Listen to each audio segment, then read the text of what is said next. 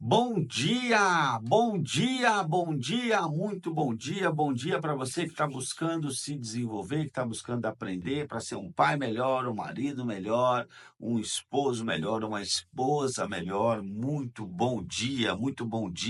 E nós estamos em busca de nos capacitar para poder viver aquele casamento pleno. Se você ainda não é um seguidor do canal, clica aqui no sininho, clica aqui no sininho, e aí você vai se inscrever no canal e o YouTube vai poder te avisar sempre que tiver um conteúdo novo, e todos os dias tem conteúdo novo aqui.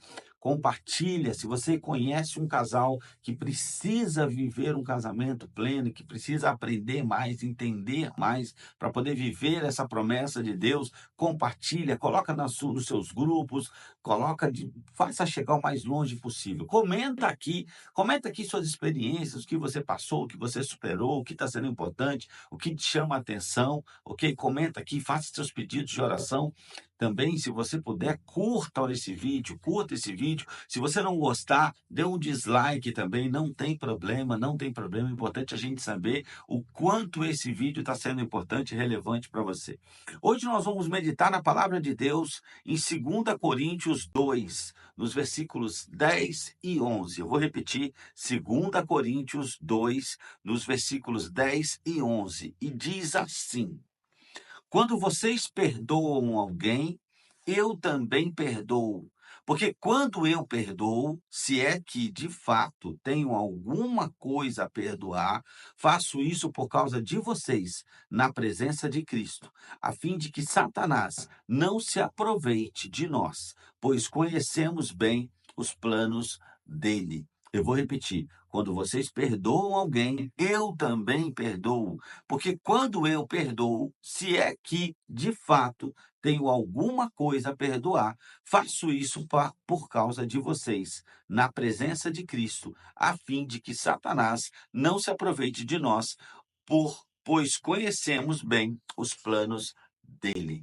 Muito importante essa questão que Paulo, coloca nesse trecho da carta para a igreja de Coríntios, e falando da importância, né? No contexto, ele fala quando um irmão entristece a outro, chateia a outro, é importante que possamos perdoar para que ele não se perca completamente, né? Então, se não há perdão nesse caso, esse irmão, ele pode carregar um peso tão grande que ele vai se afastar, ele vai se considerar menor, pequeno, não digno da convivência com os demais irmãos. Trazendo para o contexto que nós temos trabalhado aqui de um casamento pleno, é muito importante que nós possamos perdoar o nosso cônjuge para que ele possa se livrar, porque quando há um arrependimento, já é um peso muito grande para a pessoa. Ela normalmente se culpa, sabe? A gente percebe pessoas que têm uma dificuldade de se auto-perdoar. Há um tempo atrás, eu estava num evento com o pastor Josué Gonçalves e com alguns outros pastores, e houve um momento de perguntas, e uma pessoa fez uma pergunta ao pastor Josué, aquelas perguntas onde a pessoa não se identifica, né? Onde ela dizia, ele era um homem que viveu histórias aí homossexuais, teve relacionamento extraconjugal homossexual, e que ele conseguiu, ele se arrependeu, ele confessou para a esposa entrou num processo doloroso de perdão, mas ela tem conseguido perdoar, ele se livrou, ele não, esse é o verdadeiro arrependimento, então ele não vive mais aquilo, mas ele não consegue se perdoar. E ele dizendo: é tão desesperador que eu penso em acabar com a minha própria vida, porque essa dor não sai de dentro de mim. Então, nós temos um papel muito importante. É lógico que nós temos que cuidar, né, da nossa dor também, daquele que foi traído, aquele que foi machucado, aquele que foi ferido, aquele que foi tratado com grosseria. Mas eu quero trazer um ponto aqui hoje, que é quando há o arrependimento do outro lado, é muito importante que nós nos ajudemos. Quem feriu, ajude a quem foi ferido a se curar. Quem feriu, ajude a quem foi ferido a se curar. E quem foi ferido, ajude a quem feriu e se arrependeu também a se perdoar. É importante, esse é o casamento. A dor em contextos diferentes, em forma diferente, mas há dor dos dois lados e nós precisamos ter essa consciência. A sua acusação, eu quero te lembrar que a acusação é papel do inimigo, não é o que Jesus nos ensina. Quem é o acusador? É o inimigo. Bota o dedo na cara, fala: você nunca vai mudar, isso nunca vai acontecer, o que você fez comigo não tem perdão. Esse é o papel do acusador. É o diabo que faz isso, nós não servimos a ele, nós servimos a Cristo. O Cristo nos pede outra coisa, é o perdão. E olha o que diz aqui, nesse contexto, é Paulo falando para a igreja de Coríntios. Mas nós podemos lembrar que Jesus nos deixa essa mensagem na oração que ele nos ensinou, né? Na oração conhecida como Pai Nosso, né? Perdoe os nossos pecados, assim como nós temos perdoado. Presta atenção. Então, todos nós, ou você se acha perfeito, e no reino de Deus não existe pecadinho, pecadão, né? Nenhum de nós, todos nós precisamos da graça do perdão. Então é importante que nós estejamos dispostos a perdoar e entender, principalmente quando o outro está lá, ele, meu Deus, e aquela dor, aquela tristeza de ter falhado, de ter caído, de ter pecado, de ter feito sofrer uma pessoa que ele ama. É muito importante que a gente entre no processo. São duas feridas de origem diferentes e duas que precisam de ajuda. E a minha cura está no cuidado com o outro. Então, se eu fui o ofendido, a minha cura não está só em cuidar da minha ferida, mas cuidar do ofensor, arrependido, né? E que não fará mais. E o ofensor, ele precisa entender que, além do peso que ele carrega, agora ele precisa cuidar da pessoa que ele machucou, com a sua ofensa, com a sua traição e infidelidade. Então, os dois precisam cuidar um do outro. Nós precisamos assumir a responsabilidade. O infiel ou a pessoa que tratou com grosseria, nós causamos a dor, então nós precisamos. E você que sofreu o dano, muitas vezes a outra pessoa ela não consegue se perdoar. Então, o seu trabalho de perdoar, é por isso que caminham dois juntos, e ferro afia o ferro, e nós vamos caminhando. As duas questões. Agora, lembra o que nós já temos dito em outros dias que nós viemos a falar de perdão. O perdão, para ser liberado, ele não depende, você não pode ficar dependente de que o outro se arrependa. A gente perdoa, porque senão você fica dependente. Se você depende que o outro se peça perdão, você está entregando a sua vida para ele. Porque enquanto você não perdoa, você alimenta a mágoa, o rancor, o ódio, a raiva, e isso te adoece, isso te prende, isso fecha o canal de bênção. Mas é muito importante, então, que nós possamos cuidar disso, ok? É muito importante que nós possamos cuidar disso, né? A unidade no perdão fortalece a comunidade e demonstra o amor e a graça de Cristo em ação. Sabe, tem situações que a gente passa que às vezes, por exemplo, houve um caso de infidelidade e o casal está ali, falta de maturidade, expõe todas as dores e feridas para os filhos. Deixa eu te dizer, não faça isso. Eles não têm estrutura emocional e às vezes isso dificulta mais o processo de cura, porque às vezes o pai foi infiel, o marido foi infiel, a mulher foi infiel, e eles estão ali trabalhando a palavra do Senhor, trabalhando o perdão, e não só o perdão, porque perdão é uma coisa, restauração do casamento é outra, e tem pessoas que confundem as coisas, mas trabalhando o perdão e trabalhando a restauração do seu casamento, só que os filhos fazem o trabalho o contrário, dizendo: "Nossa, você vai perdoar? Ah, eu no seu lugar eu não perdoaria. Ah, mas você vai deixar de voltar para casa? Ah, não, eu não deixaria". E fazem um trabalho contrário. Então, é importante que não só os cônjuges, mas a partir do momento que os filhos, e provavelmente serão expostos a algum grau de conhecimento, às vezes não tudo, porque eles não têm necessidade de saberem tudo, mas alguma coisa, eles perceberam, houve um choque, um saiu de casa, e estão num processo.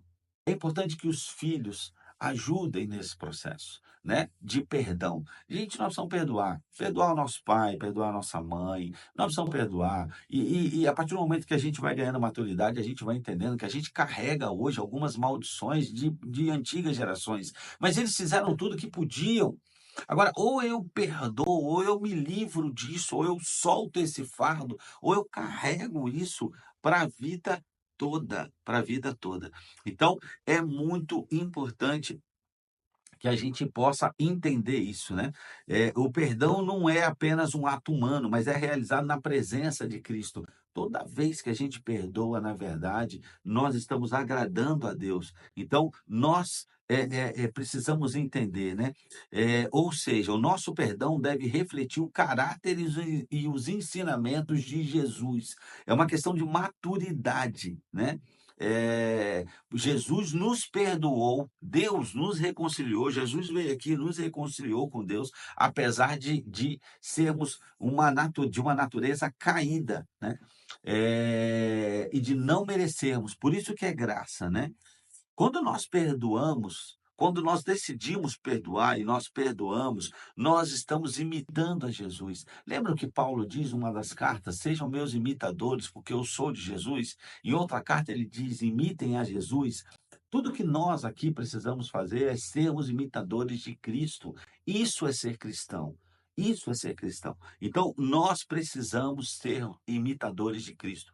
Quando a gente não perdoa, a gente dá legalidade para Satanás agir, porque ele é o acusador e ele fica agindo na minha cabeça, na cabeça do meu cônjuge, na cabeça dos meus filhos. Então, quando eu trago para a luz e quando eu inicio um processo de perdão que é doloroso, eu dou legalidade para Jesus agir. E Satanás não tem mais do que nos acusar, porque nós estamos sendo imitadores de Jesus. Então, é muito importante que nós possamos entender disso e termos a consciência que perdoar é ser obediente.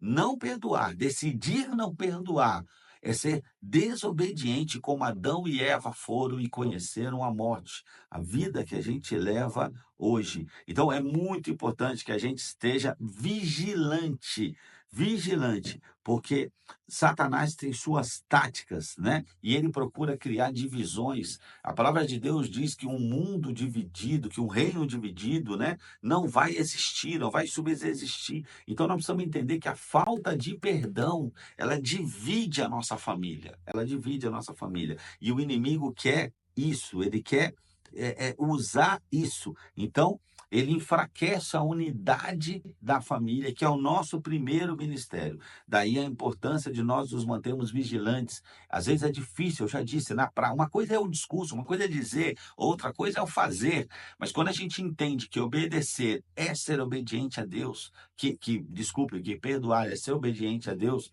aí a gente toma a decisão, ora, cai de joelho, jejua, fala: Senhor, me ajuda, eu não tenho força, precisa ser na sua força. Nós precisamos trabalhar a unidade, e o perdão, ele trabalha, a mágoa, o rancor, ele trabalha justamente o contrário, a divisão. Então, o perdão, ele provoca a unidade, o perdão sincero, ele provoca a unidade. E eu quero lembrar a vocês o caso de Estevão, né? Que foi o primeiro mártir cristão, e que, ao ser apedrejado, naquele momento, ele orava dizendo: Senhor, não os condenes por esse pecado. Então, Estevão perdoou os agressores na presença de Cristo. Ou seja, ele foi um imitador de Cristo que na cruz dizia: Senhor, perdoa, eles não sabem o que fazem. E Estevão imitou. Nós temos a oportunidade de ser um imitador de Cristo quando nós temos alguém a perdoar. E eu quero dizer que o perdão, ele é essencial para a nossa saúde espiritual e emocional. As pessoas que não perdoam se tornam amargas. Amargas, é difícil de conviver com alguém que carrega esse rancor dentro. Então, que nós possamos recorrer ao Espírito Santo, a Jesus, orar e pedir que ele nos capacite para que nós possamos perdoar. Só assim nós poderemos ter um casamento duradouro e pleno. Se você ainda não é um seguidor do canal, clica aqui, inscreva-se, ok? Compartilha, leva esse conteúdo o mais longe possível e siga com a gente aqui acompanhando esse devocional, refletindo, comentando, faça seus pedidos de oração que nós oraremos, nós vamos orar por você. Deus abençoe a sua vida, vamos orar? Senhor Deus e Pai, eu quero agradecer essa oportunidade de estar aqui com meus irmãos, Pai, falando sobre esse tema tão importante, Senhor, que é o perdão. Pai, nos capacite, Senhor. Nós sabemos que existem situações onde nós, com a nossa natureza caída, não temos condição de perdoar. Nós precisamos do Senhor. Nós queremos ser obedientes, Senhor. Então, capacita-nos, Senhor, para que nós possamos, de fato, perdoar e fazer assim como Estevão fez, assim como Jesus fez, que nós possamos perdoar os nossos agressores, a quem nos causa dor, e inclusive ajudá-los no processo de cura deles mesmos. Que nós não sejamos pedra de tropeço, Senhor Jesus, negando perdão, porque não é isso que nós queremos que o Senhor faça conosco. Nós queremos que o Senhor nos perdoe diariamente. Nós precisamos, nós dependemos do seu perdão. Então, que nós possamos, da mesma forma, assim como nós queremos ser perdoados, que nós possamos perdoar a quem nos ofende. Senhor, eu quero orar também pelas demais causas. Eu não sei o que esses meus irmãos estão aqui, estão precisando, qual é a dificuldade deles, Senhor, mas que o Senhor possa intervir, Senhor Jesus. Intervenha, Senhor, com provisão, Pai, com cuidado, Senhor, com saúde, com proteção, Pai. Que nenhum mal recaia sobre essas famílias, Pai. Eu declaro bênção, prosperidade, não só os irmãos que estão aqui ouvindo essa palavra, mas as suas futuras gerações, Senhor. Que assim seja. Em nome de Jesus, Pai. Amém. Amém, meus irmãos. Fiquem com Deus. Amanhã estaremos de volta.